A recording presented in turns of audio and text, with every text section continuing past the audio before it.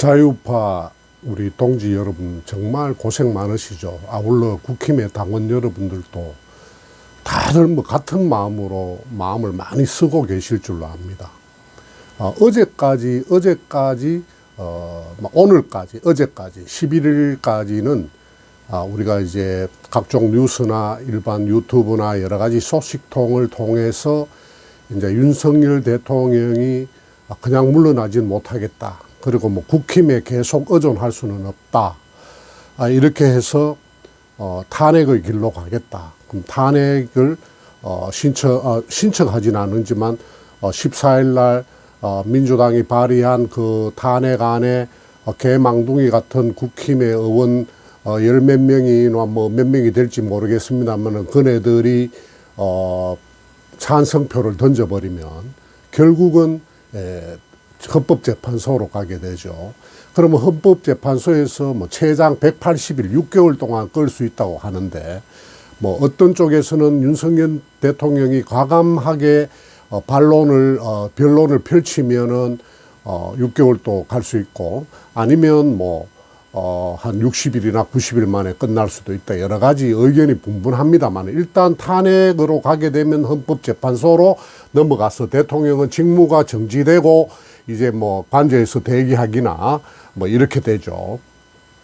자, 우리 자유우파나 국민의힘 많은 당원들은 이렇게 생각할 겁니다. 지금 한동훈의 생각으로 갈 거냐, 아니면 우리 보통의 그 뭐 친윤이나 일반 당원들의 생각. 저는 친윤 인사들하고는 같이 가지 않지만 몸은 뭐 열렬 친윤입니다. 그런데 저는 대통령이 무조건 버텨야 한다 이랬는데, 이제 버티는 것도 뭐 무조건 이렇게 버틸 수는 없고, 왜냐 탄핵이란 게 있고 검경의 기소란 것이 있기 때문에.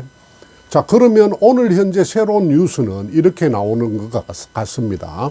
그리고 제가 또 취재한 바에 의하면 윤석열 대통령이 탄핵으로 가게 되면 이제 심판이 시작되겠죠. 탄핵 헌법재판소에서. 그런데 이 헌법재판소 법을 보니까 그 사이에, 쉽게 말해서 그 사이에 재판으로 기소가 되게 되거나 일반 법정의 재판거리로 넘어가게 되면 헌재에서는 심리를 중단할 수 있다. 이런 문구 조항이 있군요. 그렇게 되면 헌재는 굳이 부담스러운 것을 떨고 심판을 중지하고 이제 그 사안이 일반 재판소로 넘어가는 거죠. 그러면 검찰이 뭐 언제가 될지 모르지만 지금 속도를 내는 걸 봐서는 뭐 빨리 기소가 된다. 최악의 경우에. 저는 뭐 기소 안 된다고 생각하는데 기소가 된다. 재판에 넘긴다. 이렇게 되면은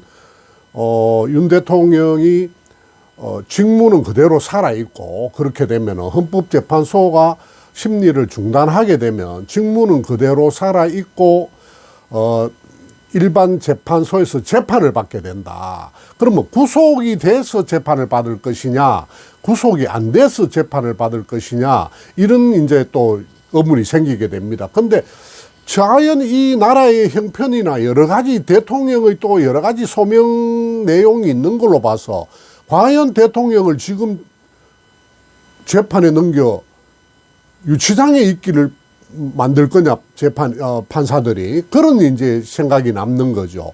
그러면 기소는 돼서 재판에는 회부가 됐지만 정상적인 업무를 보면서 무죄 추정의 원칙에 의해서 3심까지 가게 된다면 저는 뭐 1년도 더 걸린다고 생각합니다. 그렇게 되면 우리가 해소되는 건 뭐냐, 이재명의 내년 상반기에 있을 선거법 재판의 결과가 그때는 뭐 충분히 나온다라는 시간을 버는 데는 확실하게 어떤 담보가 되는 것 같습니다. 그래서 만약에 재판에 넘겨져서 구속까지 되는 한이 있다. 이렇게 되면은 정말 옥중 결재를 한다든지 이래 되면은 대통령이 하야를 해야 되지 않겠나, 이런 이제 생각이 들거든요. 그래서 지금 가장 중요한 것은 윤석열 대통령의 의지입니다. 윤석열 대통령이 우리가 많이 응원하고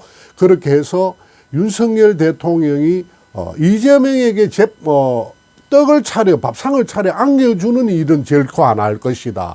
그렇기 위해서는 자진하야는 결코 없다. 자진하야는 결코 그 시간 안에 이재명이 회생할 수 있는 시간 안에 자진하야로 해서 그날로부터 60일 이내에 대선을 치르게 되는 그런 망국적 일은 벌어지지 않을 것이다. 이렇게 이제 생각이 되는 거죠. 그래서 하야하지 않는다. 헌법재판소로 넘어가도 내년 봄은 돼야 될 것이다.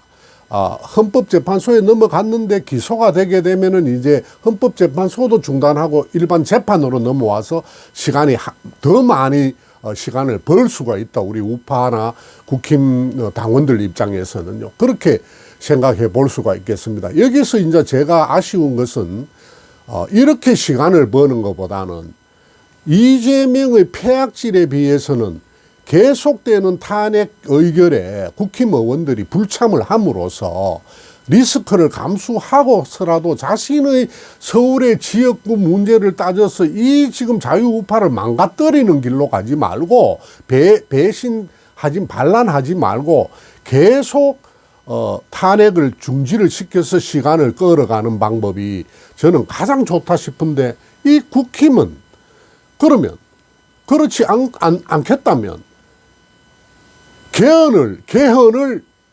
개헌하고 헷갈리면 안 되고요.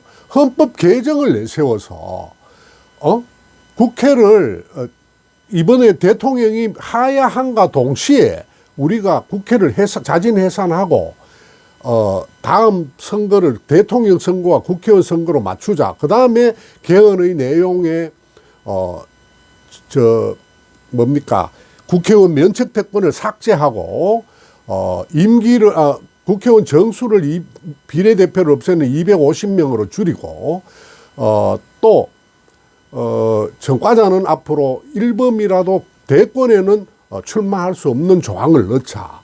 여러 가지 조항을 넣어서 시간을 계속 투쟁을 해줘야 됩니다. 그러면 국힘이 지금 현재 사회보수나 우리 국힘 당원들 그리고 일반 자유보수 시민들이 집회를 하고 요구를 하고 망국적인 그 5년 단임제를 없애고 4년 중임제, 국회의원의 면책특권 삭제, 정수 줄임, 국회의원의 특권 내려놓기 여러 가지를 장기표 선생님도 그런 걸 돌아가시기 전에 많이 주장을 했거든요.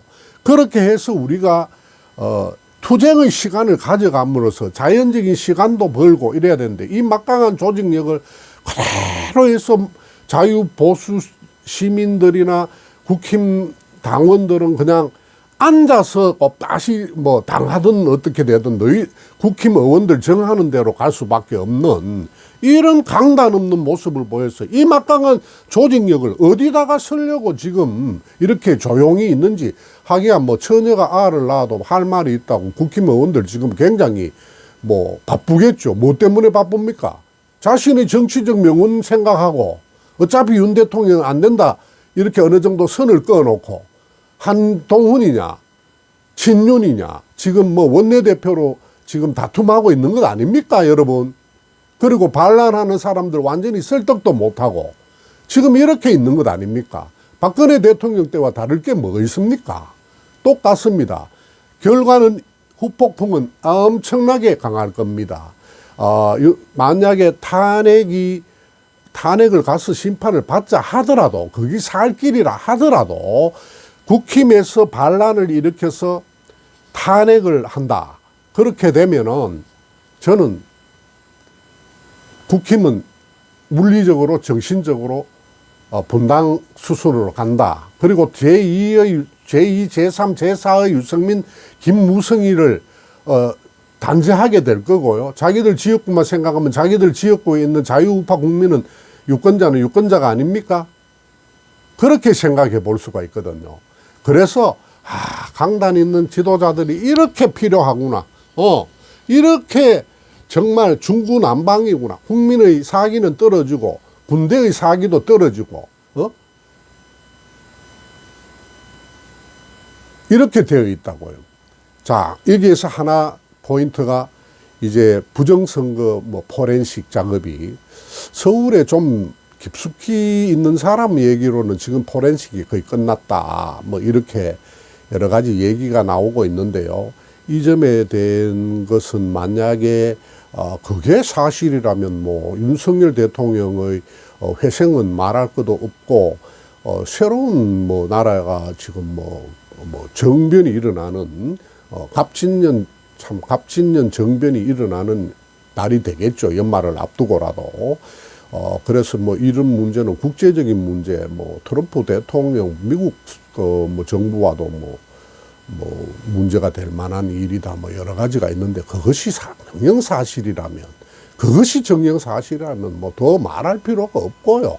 더 말할 필요가 없고 우리가 정말로 그런 일이 있었다면 뭐 갑진년 정변이죠. 갑진년 정변이 일어나서 이건 뭐 완전히 돌이킬 수 없는 일로 국면이 발전한다. 이렇게 볼 수 있겠습니다. 여러분 끝까지 투쟁하고 국힘에게 바랍니다. 제발 샤이 보수와 우리 자유우파 또 국힘의 당원 동지들이 뛸 수 있는 여건을 마련해 주십시오. 감사합니다.